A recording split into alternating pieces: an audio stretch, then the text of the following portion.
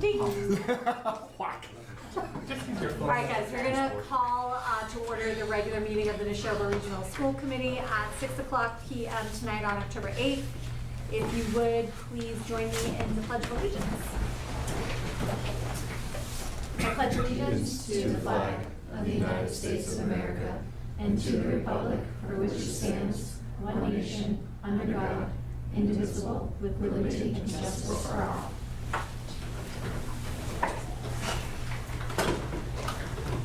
So next on the agenda is citizens' comments. We do not have any citizens looking to comment, so we're going to move on to the next item, which is executive session. And I will take the liberty of moving. It says here,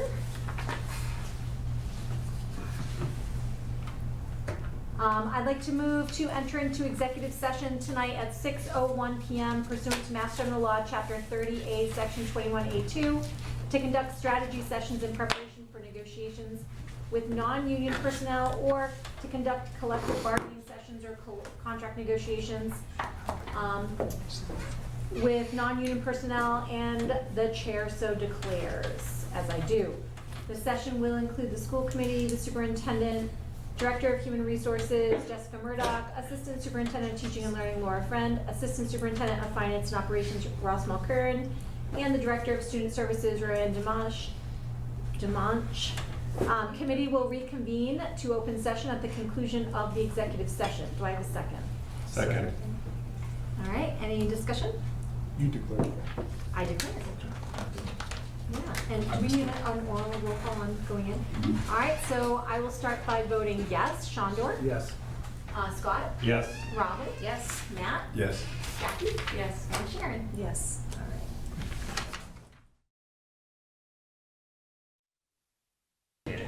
You like There's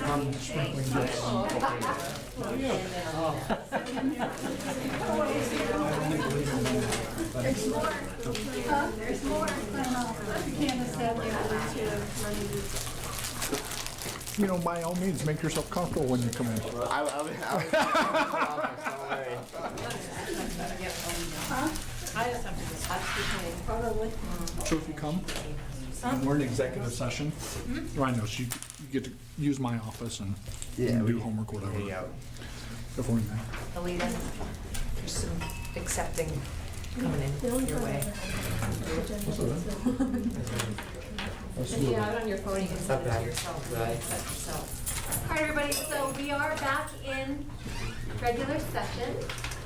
And we do have a couple of things to get through before we get to our new friends in the room, which is very exciting.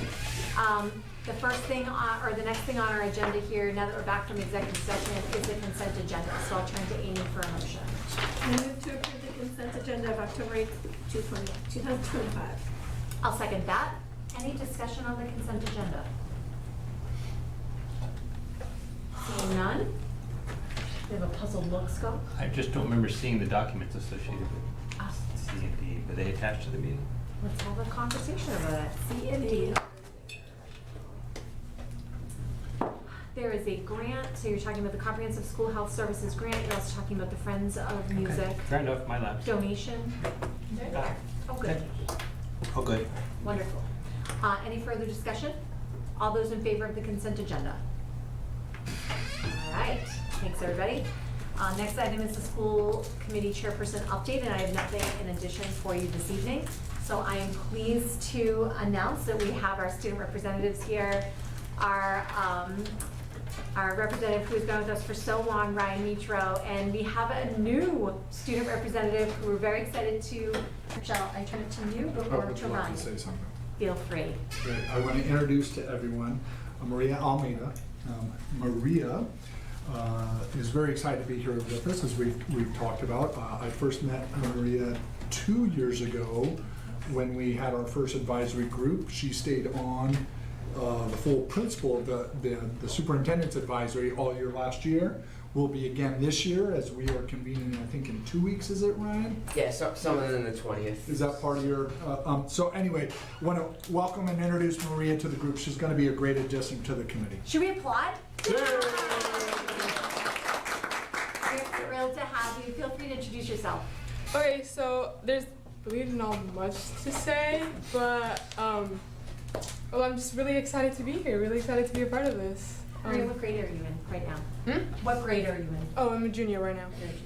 Great. And what town do you hail from? Lancaster. Fantastic. I like that cross representation. It's been very exciting to watch Maria grow from, everybody enters in high school as that nervous freshman wondering what life's gonna be like and growing into the leader that she's becoming. So we're very excited to have her. Yeah, I can definitely second that. See, like in Stuco, and she's kind of been around and kind of doing the same things that I had been for Yeah, when I was a little younger. So it was definitely cool to see too for me. I think we can get into it after that. I think she's ready to go. All right. So, as you guys know, we had the Wolf Day pretty recently. So I can share a little bit about my experience during Wolf Day, and she can share hers. So I love the backyard games. I think that's fun, and I think for like the Nashoba community, I think it was an important thing to have, because people were actually kind of going out and hanging and interacting with each other, which is like awesome in kind of today's world. I think having the phones like stay in the pocket while we were out at Wolf Day was definitely a big thing. And then I tie-dyed a shirt, which I was pretty proud of. My work came out of, not the artistic type, but other than that, that's what Wolf Day kind of had in store for me. Yeah. So for me, it was also extremely fun. I stayed the whole time at face paint or whatever, because I just got so entertained, and I started by getting my face all painted, and then I painted a bunch of freshman faces. It was amazing. And I think just us, the upperclassmen being there and doing those things, like not being afraid of putting ourselves out there, it shows a lot to them, because at the beginning there was like nobody there, and then we started getting our faces painted. I started telling my friends to get their faces painted, and everyone was there. So yeah, that was a big thing that I saw, like us doing something, and they like seeing how it's okay to do that too, and coming out and just having fun with us. It was pretty amazing. I ended up there too at the very end. I got a little action on my face. Great. So outside of Wolf Day, the PSAT is coming up for the juniors. Senior class photo on Friday. So I'm sure we'll be all organized and ready for that. My class. College apps are going for a lot of us seniors, which is fun, exciting, nerve-wracking, all of that. And then for the athletics, soccer's having a breast cancer awareness game tomorrow night, which we've been posting about everywhere on Instagram, trying our best to get some numbers there. And then the Massachusetts Association of Student Representatives is still having their assembly coming up on the 18th. I'm going to talk to Maria a little bit about that outside of this, see if she's interested. And then on Tuesday, October 14th, some of the high schoolers are visiting all the middle schoolers to meet with 8th graders about the high school. I did this last year for the extracurriculars.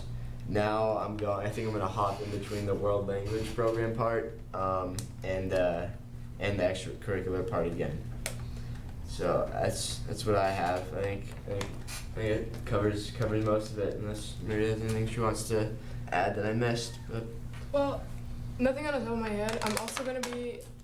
Are you going for STO? Yes. Yeah, I'm gonna be going for Lancaster, and I'm gonna be talking about also world language. But I'm most likely gonna end up talking about something else anyway. So yes, about Stuco and all this fun activities. So I'm excited. Yeah, you'll be able to hear about what happens at both of those middle schools. Should be cool. Yeah. Do you have any questions or anything for us? Excellent. Thank you so much, guys. Can I have a comment? Yes, Superintendent. For those of you that were on the committee 2 years ago, you might remember it was around this time of year, Hansi and Ava, our representatives at the time, brought forward that they were working with students on school spirit because that was important to them, and they wanted to put some efforts together. And they specifically pointed to elevating Wolf Day as a way to connect and build relationships with students, because when you have that, It impacts engagement, impacts attendance. So to hear that you guys are setting the example on that school spirit and getting other students engaged, I think is tremendous.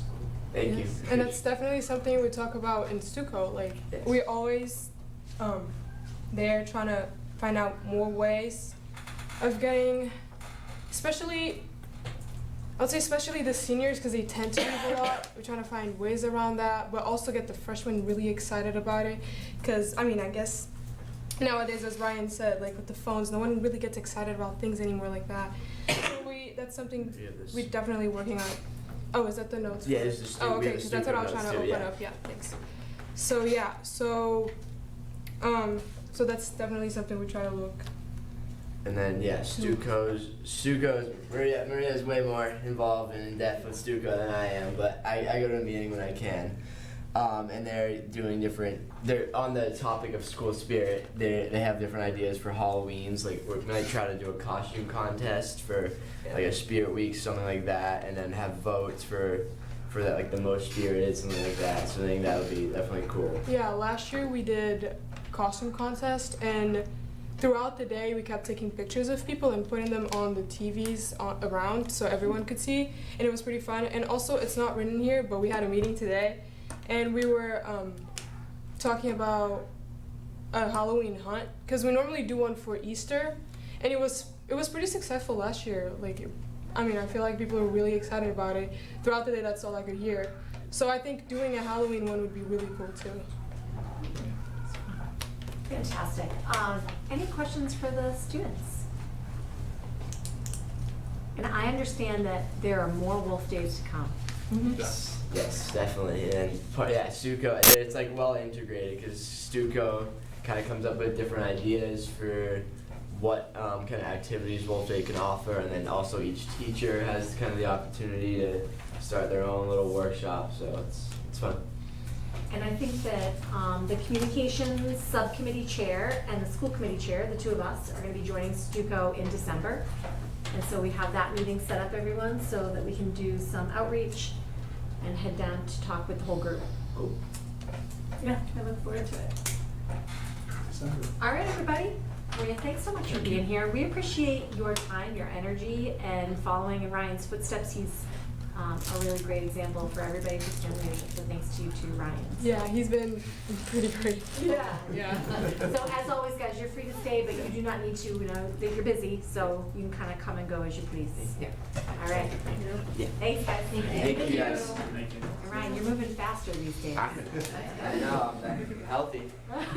Stay that way, kid. All right, guys, moving on here, we have the superintendent's report, so I'll turn it over to Kirk. Thank you, Madam Chair, and I'm going to take a moment to break protocol, and for all the right reasons. I want to take a moment, forgive me for just a second, just take a moment to acknowledge and remember that we lost somebody really important in our community this week in Chief Luke Hamburger in the Bolton Police Department. And Chief Hamburger was a great partner of the school system. While he was only chief for around a year, we talked, we collaborated. His support to the school system, combined with how they called on us for support when there was a fire nearby and they needed to stage vehicles, and he's going to be missed. And so we're all feeling a loss around here this week, and I just want to acknowledge that. Calling hours have been planned for on Sunday, 2 to 5 p.m. at McNally and Watson Funeral Home in Clinton. And the funeral service will be on Monday, October 13th at the Steeple Fellowship in Lancaster. It's important to note Chief Hamburger was a student here in Nashoba and a resident, longtime community member, has relatives in the system now. And so our hearts go out to them, their families, and their loved ones.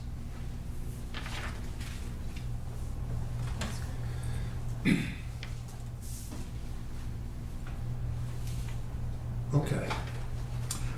Let's move on to talk a little bit about the calendar for the 26-27 school year. We have convene the calendar, and I have to admit to the committee that I was ambitious in hoping to bring a recommendation to you at the next meeting, and I would like to declare right now that will not be happening. Rather, we should expect something. Sharon, we think maybe the second November meeting or the first December meeting. I'm looking to Sharon because Sharon is your representative on the calendar committee. The reason why we are looking now to do this work, this is typically something that happens a little bit later when we bring it to the committee in February, is that we have work to plan relative to the high school. And that when we leave the high school in the spring of 27, June of 27, we begin abatement and demolishing that high school right away. And so we're looking to gain as much time as we possibly can for that period of time to do the demolishing and abatement. So we need to look at the FY26 calendar to do that.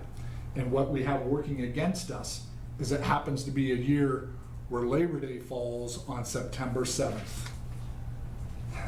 The latest start we could possibly have. So I'm not bringing forward any recommendations today, but we will be bringing those forward in the future. We have teacher representatives that are on that committee with us as well that will help us walk that. In addition, the governor has signed this summer that September 1st will be primary day across the state of Massachusetts in the fall of 2026, and we have the off-cycle election happening that November. So that will impact some of the activities that we have, and we're going to be looking to build some efficiencies. So I'm just signaling to the committee that work today, and we will come to a recommendation either the second meeting in November or the first meeting in December, depending on the work of our calendar committee getting those things completed. So I'm going to put that we're going to be voting on that on December 3rd, just as a place marker. I like it, yeah. Okay. I think that's great, thank you. Okay, next, I just want to let you know that October 1 is the annual date at which we do the count and submit our count for enrollment to the state. And so that work, we have that count from October 1st, and in front of you is the draft number. Just know it takes the state until about the first week of December to certify numbers all across the Commonwealth and post them on their web pages, so these aren't official numbers, but it does give you a sense of how we're doing with enrollment all across the system. I just want to point out a few things to the committee here, and that is the columns. You'll see a column labeled FY26 Pro. That means projection. So we do a projection on October 1 to October 1 numbers annually. And so the way this would read for Florence Sawyer is last year at this time, we were projecting Florence Sawyer would have 738 students. It actualized at 728. And the October 1 FY25 number is where Florence Sawyer was last year at 734. So you can see that Florence Sawyer came in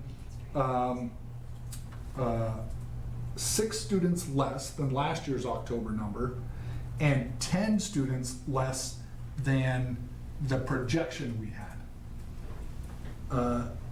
You would note that in kindergarten, 69 students actualized, we projected 80. So that is the number that is nearly impossible for us to project, is the kindergarten number. So most of the places where you see that, at Center School, for instance, you'll see a similar effect. Center School is 12 students under what the projection is. And I build the kindergarten projection based upon the average enrollment, October 1 enrollment of kindergarten in the previous 5 years. It's not an exact science, it's just a very general way to look at it. So if you ultimately look at that, our total projection for the district at this time last year was 2,966 students. We were 4 students above that projection. And then our October number last year was 2,990, and we look to be 20 students below that this year. As I look at what our forecast looks like, it looks like we are stabilizing in terms of that decline in enrollment that we have experienced over the last 5 years. And so we'll, again, do more of that when I come give the school choice presentation in April of where we are with our enrollment numbers. But I will take any questions on those two items before I turn it over to Mr. Mulcairn for the road construction update. Scott? So I just wondered why we have 3 sections of pre-kindergarten in Mary Rowlandson. Yeah, 2 of the sections are half-days. So there are half-day sections and full-day sections, so they're not all the same. There's only 2 sections. Why? I'm not following the logic of why the other schools have 2 sections each, and then Rowlandson has 3. At Florence Sawyer School, Section 1 is a full-day program. Section 2 is a half-day AM program. Okay. At Center, we have a full-day program and a second full-day program. Okay. At MRE, we have a half-day program and an afternoon program and then a specialized program. And this is largely determined by IEP. Yeah, this is determined by students because this is an integrated preschool model, so it's determined by IEP demands. That's the right short answer. Boom. What other questions do we have about the enrollment piece, if any? I'm just noticing, Kurt, correct me if I'm wrong, I'm trying to think forward to school choice, and maybe I shouldn't, but don't you want to keep the high school classes around 220? Yep. Okay. And we did that this year when you did school choice. Yeah. But what actualized is more students coming to our high school once we did that. So that's a good thing. But we set that limit at 220 because what we're really trying to keep it under at the high school is 240 to manage our departments and our things. So we're under that 240 threshold. So think of the 24-to-1 classroom ratio times 10 is how the 240 comes to actualize there. What's the capacity of the new school? The capacity of the new school is 900 and, I've only said this 1,000 At times. 80%. Yeah, 975 students at 85% capacity, which rolls out to like 1,086 students. Okay, no problem, thank you. Yep, So we're still in a good spot. yep. Any other questions, Amy? So the other thing I noticed is that our enrollment is down 20 from last year, Yep. but I feel like usually you see, I've, in my time on the school committee, noticed a drop between the enrollment in 8th and 9th grade, and we're not seeing that this year. We didn't So- see it as pronounced. Yeah. I don't have my computer in front of me. It's like only 4 students difference between the 8th and 9th grade. Can you scroll down, Alita? At the, Well, but those are 2 different classes. That class of oh, yeah. 9th graders, Okay, so there's. I'm not looking at the data right. Yeah. Okay. The class of 229, when they were in 8th grade, was something like 250.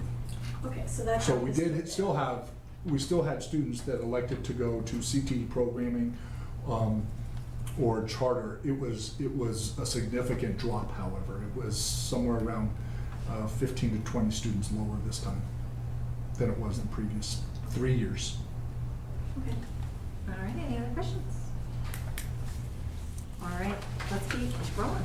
We'll turn it over to Assistant Superintendent Mulcairn to talk about the road construction update. Yeah, thank you, Superintendent Downing. As you're all aware, there is the bridge closure on Route 117 in Bolton, just over by the Lancaster line.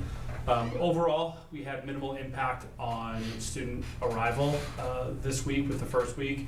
So a couple of tweaks that were made during the day on Monday that mitigated any late arrivals that were minimal in Lancaster. So we had another construction meeting update today with the Mass DOT. The project remains on schedule, so thank you to the Mass DOT for the updates, but also, without surprise, you know, our partners in Bolton and Lancaster have been excellent with making sure that our buses are a priority and that the light timing, the signage, all helps us get our kids to school on time and safely for that matter too. So a lot of priority for them, for us, so thank you to all of our law enforcement partners. You'll see here that we're gonna start a new section in the Common with all the construction and updates on the roads that are happening across the district. You know, these are necessary projects, but they are what they are. So we'll continue to update and inform the community through the Common with the roadwork section. Any major pieces that come up, like the 117 bridge closure, will certainly get updated in a more specific notice. I will say we'll have an update on the 4 Bush project that's coming up with the replacement of a culvert That will begin October 20th and last approximately a month. So had that pre-construction meeting this week, and bus company is already aware. We're in partnership with the town of Bolton. We'll be in good shape and going from there. So that's it for the construction update for right now. That comment went from a simple superintendent newsletter once a week to like an online magazine now, right? So I'm glad to hear those updates are going in the comment. Yeah. Any questions on the construction? I just have one thing that's somewhat related. I was at the high school at dismissal this past week, and I noticed our principal at the front entrance directing 1,000 things. I noticed Mr. Kaiser in the parking lot directing cars like this. I saw Mr. Walker in the middle of 117 directing cars like this. So despite the construction difficulties in front of that building and all the complexities of that zone, they are really moving people Yeah. quickly. I was so appreciative of that extra duty they were doing. This is a small way that you're sharing appreciation for Chief Hamburger, because he was the one that got them into the online courses on traffic management so that they were prepared and could do those things. They looked official. It was pretty good. So good job.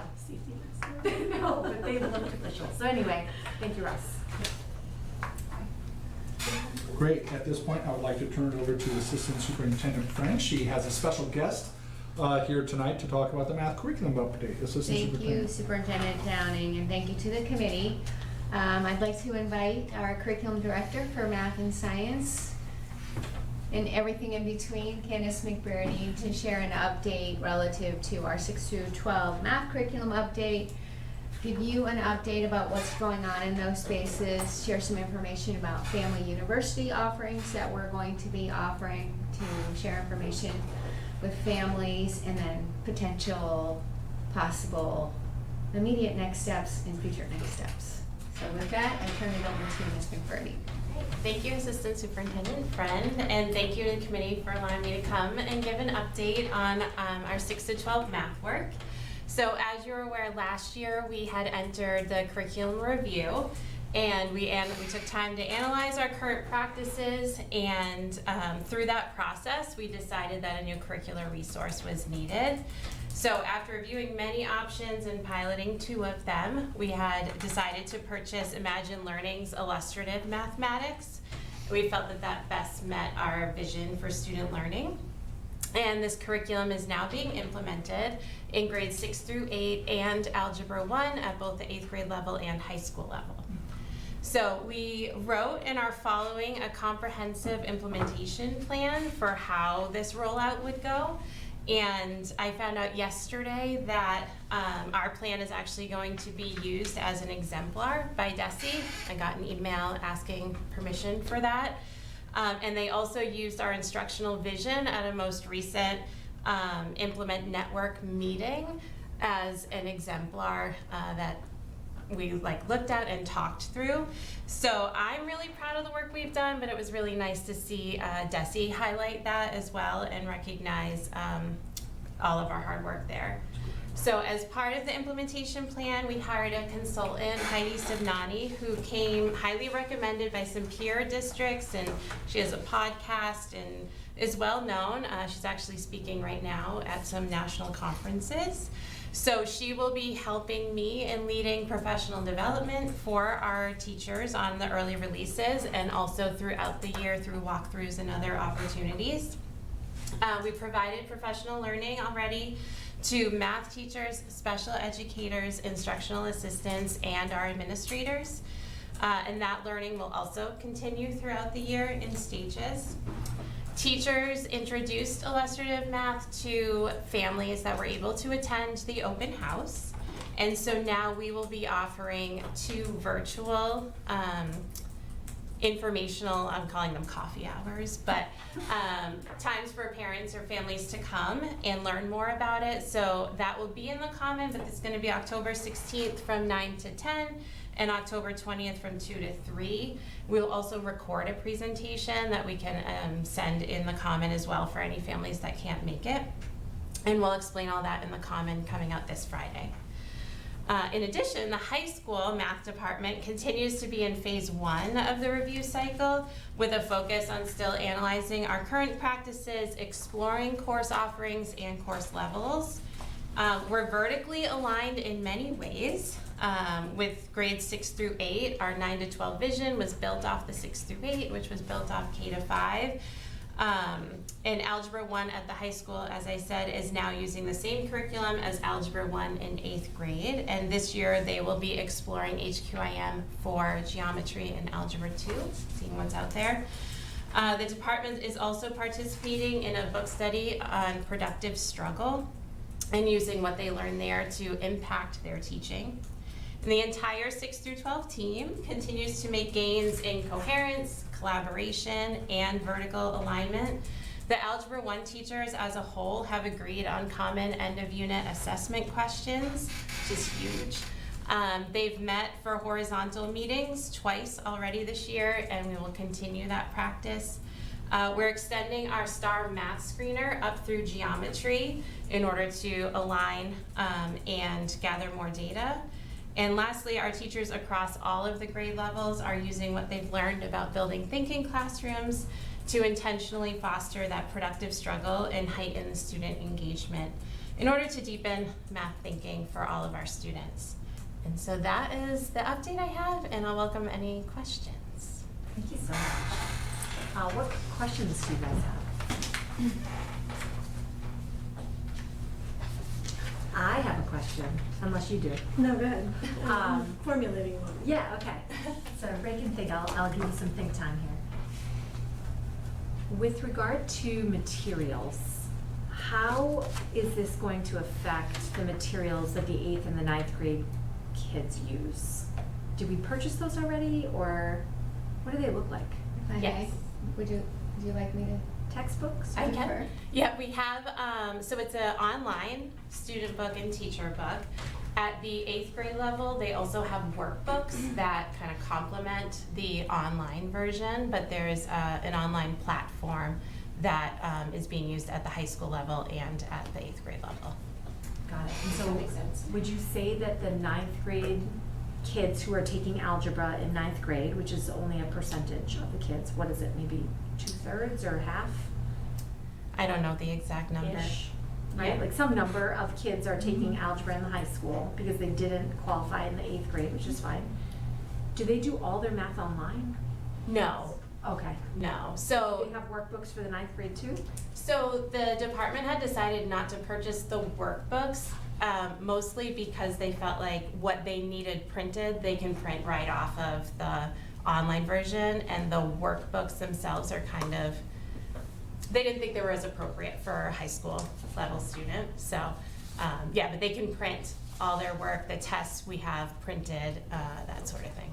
Got it. So there's no textbook per se that we purchase? There's not a physical one, Okay. there's an online textbook, so the kids do have like a reference book to go to. That they can access? Yeah. Okay. I would add that these have been purchased, that you may remember that we had applied for, and we're thankful to receive a grant to support the purchase for the materials. So that helps support the materials adoption and purchase for both the 8th grade materials and the 9th grade materials as well.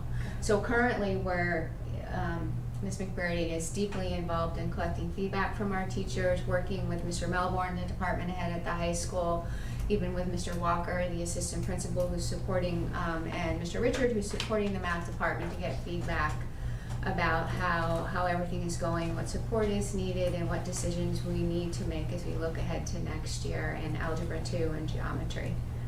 So maybe this is not yet appropriate because the teachers need to do the evaluating still, but do you think that, one, I wonder if you're including special educators in that conversation, but also, is it a good idea to ask the kids, the 9th graders, what they think? My question on We're of one mind. Yeah, it is part of our implementation plan to get feedback from our students as well as the teachers. And the special educators have been part of the trainings, and they're also part of 3 out of 5 of the early release professional development we'll have this year as a way to gather their input. And we also have them involved in our horizontal meetings. So trying closely to have them have as much a voice as possible in the feedback about how it's going. And I will say, you know, the 6th through 8 teachers are also evaluating the usefulness of the workbook. There are definitely pros and cons. So, you know, we'll look at, is that a necessary investment or not? So. Kind of a follow-up, it's related, but the workbook issue, I think, is also something that's present in my mind because I have a 7th grader who's using this new curriculum, and so I want to ask a similar question about 7th grade. So was the decision made to purchase digital textbooks for all of the grades? Because, and if so, how do students access the printed version of this stuff? Like, is that on the parents to print out the material? Because that, I think that would be a useful question to ask students and parents and teachers. Right, so currently grades 6 through 8, every student has a workbook. So some teachers are opting to keep the workbook in the classroom, and some teachers have it going back and forth, but it's not up to families to print any pages. Yeah, because I think when you are going to ask for feedback, I think it would be important to ask parents for feedback too, because there might be, that's an issue that we're dealing with around this curriculum, is how to access the printed material. Okay. I have a question. No, I was gonna say, we have the opposite problem, that the workbook is really big and it takes up a lot of space, you know, big backpack on a small person. So I do think getting parent feedback would be really important, because it is like this thick. In a binder that is this thick, and that's just one In subject. Reese's defense, she is mighty. It's like a publishing failure though. Well, it's big. Like, We can talk about that all issuing 3 night. books instead of 1 book. Yeah. Yeah. I have one other quick question. I did hear you say that the STAR assessment is going to be exercised at the 9th grade now? 9th and 10th.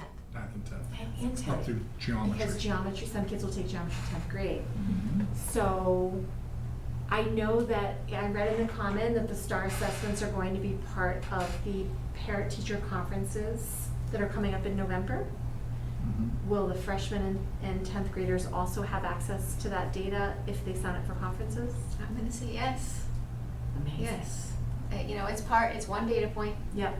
part of the larger data picture for each and every student, but it's a data point that is intended to be used to help inform instruction in relative areas of strength and opportunities for growth for students. So it sits in that space, and we're going to continue to work on building our teachers' knowledge of how to use the data and talk to parents about the data, but it is important as a district that we are providing families with that information. So we continue to work at that to support our principals and our teachers. That is the goal. I mean, as MCAS loses its teeth, and we're gonna talk about this in a few minutes, and waiting for that autopsy report in October, having this more readily available data to help kids and help teachers is so big. I know that high school conferences are harder to come by, and maybe a lot of parents are like, that's the kid's responsibility, I'm gonna step back. If I don't have a conference with the math teacher, should I email and ask for the data report, or? If I may, I think what we will do is I know Ms. McBurney works with Mr. Melbourne all of the time. They will communicate a communication system and a process to address that need, because we recognize that not all families are able to make it to conferences. So stay tuned. Any other questions? Thank you so much. Thank you. That's fantastic, great work. All right, everybody, we're gonna keep rolling. I think we might have leapfrogged one element of the superintendent report. Did you see the budget timeline? Oh. Your We favorite. did. Assistant Superintendent Mulcairn, let's talk about the budget timeline. Absolutely. Thank you.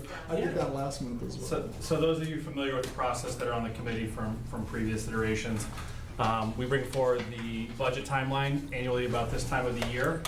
So we identify our benchmarks and talk about the work that we will do ahead, not only within this room, but at the administrative level, and then also the work that's done at the Budget and Warrant Subcommittee level. So, you know, the purpose is obviously to track ourselves and work through the budget and to publish that out, but it's also to provide clarity to the public so they understand what the benchmarks are relative to the budget process. So within the link, when you go to the timeline at the top, there's a short blurb explaining that. It will also point you to the upcoming FY27 budget development page, similar to what we did this past year, so that the links to the school committee meetings will be in there with any materials just focused on the budget, so the members of the public don't have to sort through school committee agendas and meeting materials. Also, for people who are new to the committee or have not done so before, please visit the the finance and operations site, and you can check out the educational videos that explain the budgetary process, and also you can take a look at the regional agreement video, and there's lots of other information on there that's relative to the budget process. So, thank you. Yeah, it's a huge wealth of resources. That webpage is fantastic. I highly recommend people check it out, spend some time. Any questions on the budget timeline? I'm noticing that there's one Budget and Warrant Subcommittee meeting that's plugged in for February 12th. Should we be adding the other Budget and Warrant meetings to this timeline, or not necessary? That meeting is specific to the budget workshop process. Yeah. So and that's really for this committee, it's there to go back to that budget and warrant subcommittee to say, is there anything else? Like, what are the other things we need? Yeah. So it's a temperature check in the budget season. Okay, so On the that's the budget. only That's it. Budget and Warrant Subcommittee meeting that is going to be very specific to the budget discussion? No, there were others. I don't know what happened. It's a live doc, so I'll update it. Okay. So expect an update by the end of the night. Okay. Yeah. Wonderful, thank you. Any other questions? All right, I think that wraps up the superintendent's report. There we go. Wonderful, thank you so much, Kirk. So guys, we're gonna move on to our next item here, and that is the new business piece. We have a policy IF-1, which they're calling the middle school pathway exploration for career and technical education. It's a bit of a misnomer. I'm gonna actually, should I turn it over to you or to Jackie? Kick it off, go ahead, Kirk. You bet. So this isn't about graduation requirements or competency determinations or any of those things. This is middle school pathway exploration for career and technical education. This is the language that comes straight from the statute. So this was passed last year, and this policy now simply reflects the law and the law that's been written. So as you look through the policy, you can see the overview and pointed to outline what the collaboration between Nashoba and our CTE schools are. All three of our towns participate at Minuteman. And so these bullets, sharing of information by October 15th of each school year is required in the law now. Inviting all 8th grade students to take part in a tour day during the school day is required by law, as well as presentations at our schools. And ensuring that any student that's absent due to attending that would be recorded as present in your system. And that the last part is the hosting school may transport the students, but they are responsible for the transportation costs. And then we're also required to include the pathways. So there's a link to Minuteman.org. In the event there's one of the pathways at Minuteman were to change, that's where it would be memorialized. But what you see in the policy today are what they currently have, and we'd be notified if that changes. And the last two elements are providing records to CET schools and programs. Let me see a couple of just typos that need to be corrected with capitals. It just reflects what's already in the law within 10 days. If a parent is requesting their student records, we need to supply that within 10 days. So if they sign a release, we have to follow the same regulations. And then, of course, the maintenance of records. We did bring this before the policy subcommittee, and we debated over 2 meetings, and then we provided it to our attorney, who gave it to their policy arm of the office. They reviewed it. It all checks out at our council's office, and there you have it. And, so Jackie, you are serving as the chair this year. Yep. There's one last thing. Yeah. This policy is a mandate. The school committee is required by state regulations now to pass a policy and submit it to the department by November 1st. All right, so Jackie is going to serve as the chair of policy this year, so we are very grateful to you for taking over the reins. Do you want to just give the committee a quick rundown on how we adopt new policies and how this one is going to fit in? Yeah, so typically what happens is we get recommendations, not necessarily specific state regulations, to have updates to current policies or make new policies. The policy subcommittee meets to review those recommendations. Oftentimes we meet with Superintendent Downing and discuss possible implications, differences between what was being proposed, whether it be at the state level or what is being presented by MASC. And then as a subcommittee, we review those and decide what we're going to put forth to the school committee for a first read through. So what you see here is the policy minus some minor edits and formatting issues. This would be the policy that we would be asking the school committee to vote on at our next meeting. The one thing that I did, I guess we had kind of, made mention of it, but the specific title is referring to a middle school pathway. This is separate from the innovation pathways at the high school, and so I just want to reiterate that for our community, any families that are listening, that these are two separate things. This is really more to have very clear expectations around kids in middle schools and that they have the opportunity to go to a career and technical education program, and that that's clearly spelled out in our policy. All right, and so the way that we do this is Jackie's subcommittee, I'm gonna call it Jackie's subcommittee, they bring to us a policy, and this is what we call the first reading. This is your opportunity to tell the policy subcommittee anything that you would like to see changed or, minus like silly grammatical stuff. Then Jackie takes copious notes, and then when they meet next, they revise this and they bring back to us another version that you will see sitting in the consent agenda that will act as the second reading. We could pull it from the consent agenda if you see fit, if you want to just debate it, you don't like the second version, or we can just vote it through in the consent agenda. May I comment on that? Yeah. There are going to be 3 elements here. This policy, competency determination, and graduation requirements that I have to submit to DESE through their portal. And I also have to submit the school committee vote into the portal. It would probably be the cleanest for that submission so they don't have to interpret our consent agendas. That for these 3 particular policies, we put them in unfinished business just to have the record of that in the minutes. All 3 of them. We could do it in the consent agenda, but it makes it easier for me when I have to submit it into the portal to point to the minutes of the agenda. Got it. That's fine. All right, so what comments? But do you normally have? that's the case, yes. Just these 3, Okay. we'll do that for. Go ahead, Scott.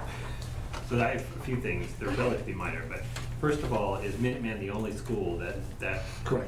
falls under this policy? Correct. Second of all, is that bulleted list an exhaustive list of all the programs they offer? Yes. Current list. Right, so that was my follow-up question, which is whenever they change the program, do we need to revote the policy? No, because we're referencing the Minuteman website, which is an ongoing.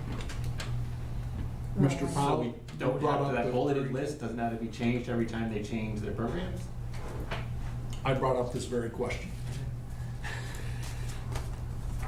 To comply with the regulations DESE's put in, that is not, you must list the programs in your policy. And it's, And my final comment is, Yeah.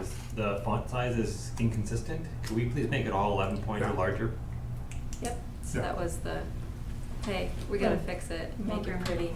Thank you. But yeah, absolutely. Chair. My question is about the bus transportation, and so is think what it says is that the Minuteman may provide transportation. And I think what that's doing is saying, we're not responsible for the cost of that transportation. Are they required to provide that experience, like that opportunity? Or do kids, if they choose not to transport kids for a visit, then do parents need to take the responsibility to do that if they want to visit, or? There are parallel policies out there for the CT schools that they've been passing vigorously this fall. And so that's their responsibility, and that's not for our concern. And we just know that they may provide transport. They have the right to do that. And if they do that, they do it at their own cost. Minuteman has always done that. And that's always been the practice. But that's just not in the purview of this committee to decide. Do they give you model language? Yes, So is this pretty close to the model? this is the DESI model language that we had.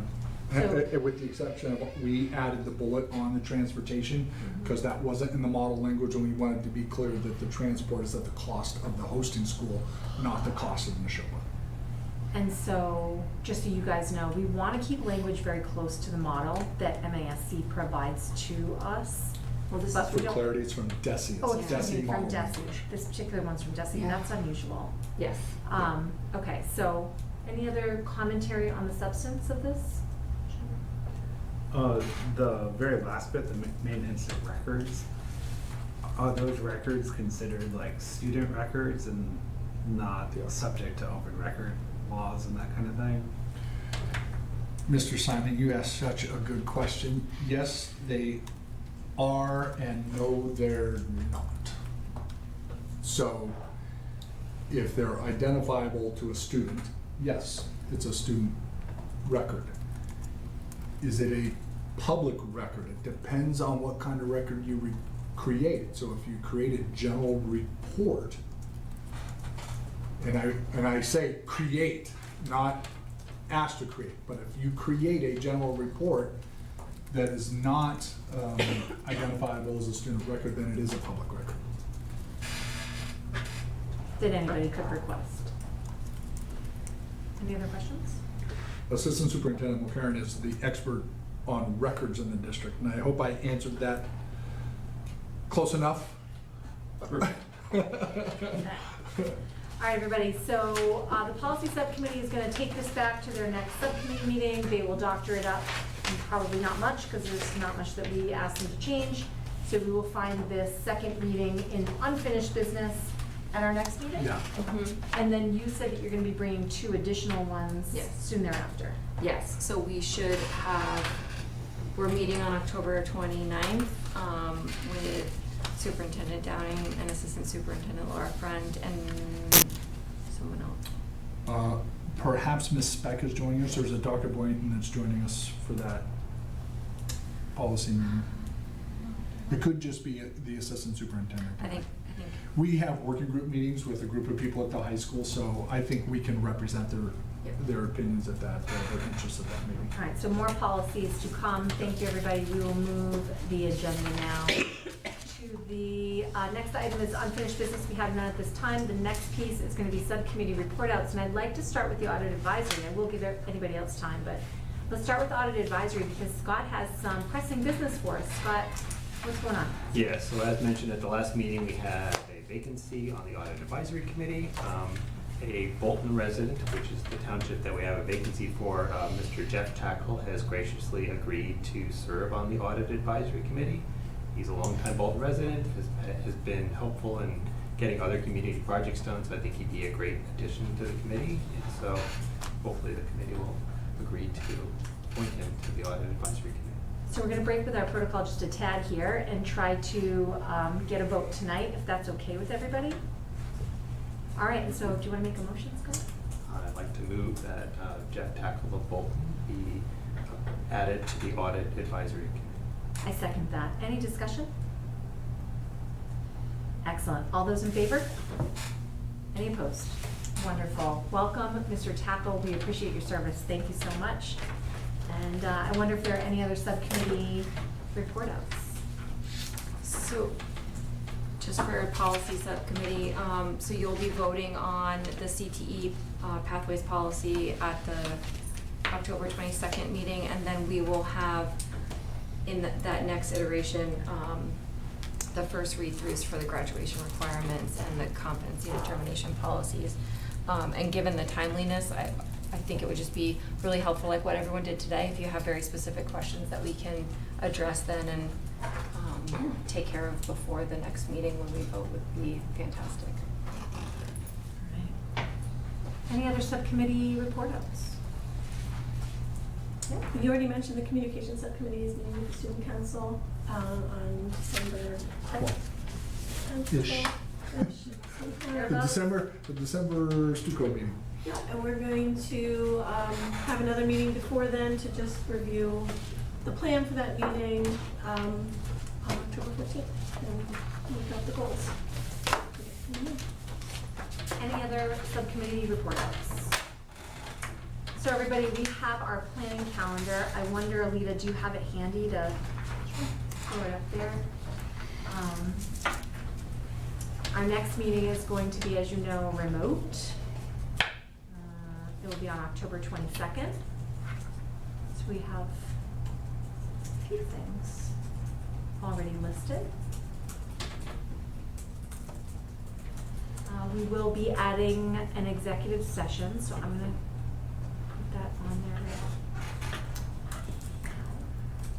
there. The 22nd, right? On the 22nd. Some more to come on that. So here is what you guys can see on the planning calendar. MCAS presentation is a big one. That information has just been released. They put the kibosh on the portal, correct? Yeah. Okay, we won't talk about that now. And there's just a couple of other things. Is there anything that you guys would like to see added? If not to this meeting, to the parking lot?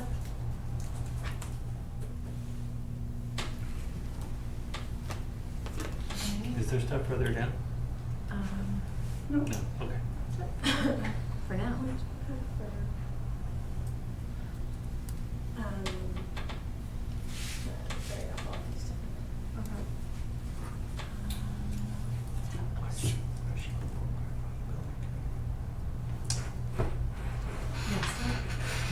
For subcommittee reports. Yeah. You asked me to do the building committee. Yeah. Okay, so let's finish this, then we'll go.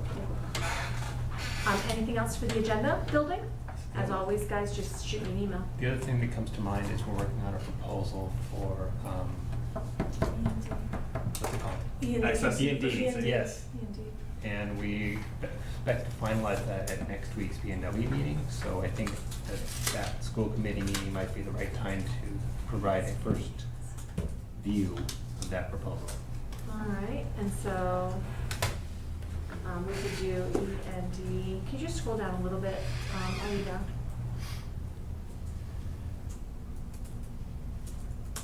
How do you feel about that? Yep. I think this will be like a first and second reading kind of situation, so we can get feedback from the committee before we finalize it. Sounds good.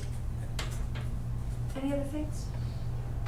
All right, without objection, I'm going to roll the agenda back to one more subcommittee sheriff, okay? And that is for the building committee. Yeah, building committee, we have a really important meeting happening next Thursday night. This is the guaranteed maximum price approval meeting that is happening next Thursday evening on Zoom. You can find those links, will be posted appropriately. The committee has worked incredibly hard over these first 3 years to get us to this place. We used a construction manager at risk methodology, which brings us to this point. So if we had used the design bid build methodology, we wouldn't even have a hole in the ground today, because you would have to get to the 100% before you could proceed. But under construction management at risk, we were able to start in the early trades and get moving with the process. So this meeting is going to be the aggregation of the bid packages that we've approved throughout the process, brought together into one document for approval and ultimately submitted to the MSBA. So we're really excited that we're at that benchmark. It's an important benchmark for us next week. Any questions on the building committee meeting and where we're at with that? Have you guys got to see the building construction? It's pretty impressive. I had to walk all the way around the back to a soccer game, which took me like an hour. Hacks on slow. But it is really building out, the backside of it is gigantic right now. It is, and Madam Chair, we are, right now we have it on our schedule for the school building committee to walk the building prior to its December meeting. And so I would extend it if any member of this committee wanted to join us. I just need to know in advance so we can have PPE prepared for you, to have a chance to walk the construction zone and check it out. And they did alert us at the last meeting that they're looking to button the building up by the end of November. So, Yeah. and they're gonna start heating, putting in some temporary heating, so I mean, they really are turning corners every single day. Yeah, the final concrete slab should be in there end of November, and it'll be weather tight, and so they will do temporary heating, so those wintertime workers can stay warm while they're doing their stuff. Yeah, and that's just good construction, so. How do we let you know if we wanna walk back? You just send me an email. Okay. I'm gonna send out an invitation, so I send the invitation out to our leadership council as well. All right, guys. I'm gonna move to adjourn. All those in favor? Jackie. All right, good meeting, everybody. Thank you. All right. Thanks, everybody. Yeah, thank you. Did you forget these?